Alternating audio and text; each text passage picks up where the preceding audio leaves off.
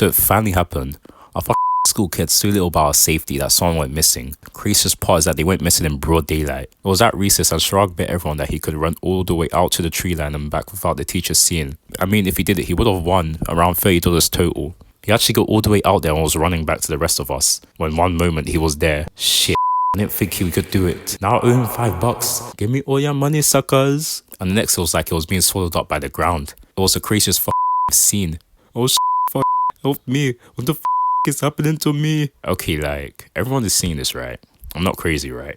Rowley and I ran to our lunch monitor, but they didn't believe us. So now I guess the school doesn't even give a shit. I have to figure this all out. It wouldn't take long for me to get an answer about what happened to Chirag. I was on the bus home that afternoon when we were going down that one dirt road in town. When we got hung up when the bus stopped, I thought it was just a pothole or something, but it turned out not to be. Some thing just burst out of the ground and grabbed onto the bus. The driver started to floor it, but the thing managed to grab onto the back door of the bus and rip it off and start dragging kids out to eat them. Help me! Help! This thing ate like 4 kids and then went back on the ground. Holy S, we are in some big trouble now. Someone called the cops or something. It's Tuesday. I was surprised that school wasn't closed for the day since 4 kids died yesterday. I asked my parents and they said that the school said it wasn't on school grounds, but that they'd have an assembly with grief counsellors. They had an assembly alright, but this dude was no grief counsellor.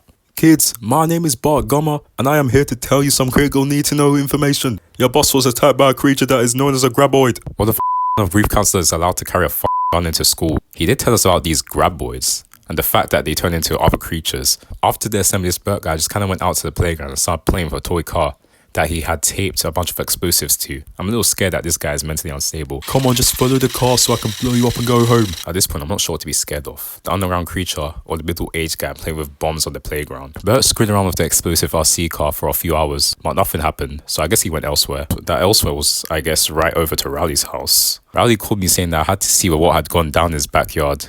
Greg, we're saved. That monster's dead in my backyard. I guess Bert had managed to blow this thing up, but I'm not sure why he hadn't cleaned up the mess afterwards. Lazy a**hole. Thank God it wasn't my house. My dad would have made me clean it up. I went home and figured I could sleep soundly knowing the monster was dead. Of course I was wrong.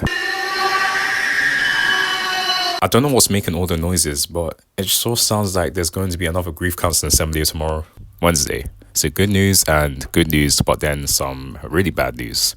So no grief counselor today, and since so many people weren't there, they let us have an all-day recess, which went pretty cool until this happened. These things that kind of looked like the other thing that showed up started to attack. I don't know what the these things are, but they're really loud and they seem to be hungry. We all ran back into school and were greeted at the door by this. Guess I spoke too soon about no grief counseling. Everyone in the school and hide your body heat. This dude was literally in what looked like a tinfoil hat and coat and was firing a gun around kids. I mean, it was to kill monsters, but as many people ran inside as they could, but some kids still got eaten. This is so scary. The teacher shut the doors and Bert told everyone to get up on the roof, but the doors didn't hold for long. It was chaos in the halls as everyone ran for the second floor roof access.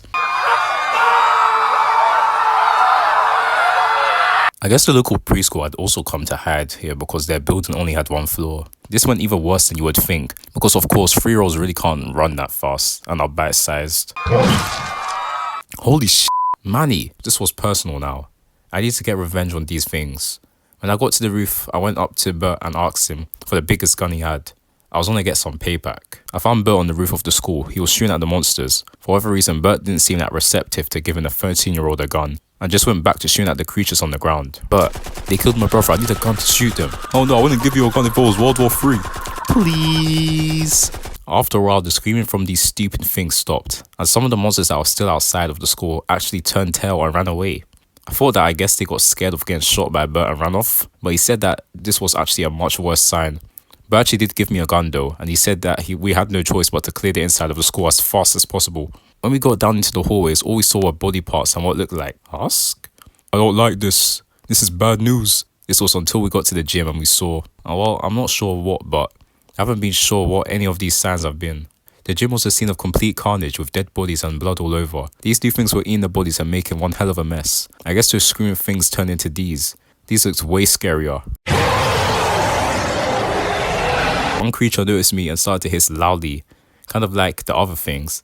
I took aim at it and started shooting, but who would have guessed it? I'm a really bad shot with a non-video game gun. the thing started to just kind of shake its tail and hiss some more. I thought it was weird until... Holy shit.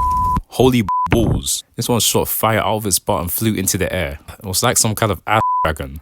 No place was safe from these monsters. I ran out of the gym and closed the doors. I tried to hold them shut, but then they started to get really hot.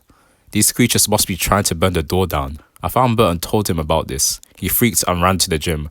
He unleashed hell on these creatures. It was epic. Eat this, you heat-seeking son of a bitch. Turns out if you shoot the creatures enough, they explode or something. Bert then told me that these creatures were called blasters, and that now that things had progressed to this stage, the National Guard would have no choice but to bomb the whole town, so that these things don't carry eggs to other towns and start the whole thing over again. We had to get out. Everyone who had survived climbed into cars and vans, as some of us were shooting out of the windows and sunroofs at the creatures. This is for my brother, you flying shit stain. I gotta say, I was pretty proud of myself. I was kind of like a hero for this. I guess I was going to be a tragic kind of hero though. As we were on our way out of town, I didn't manage to shoot down one of those blasters, and then the unthinkable happened.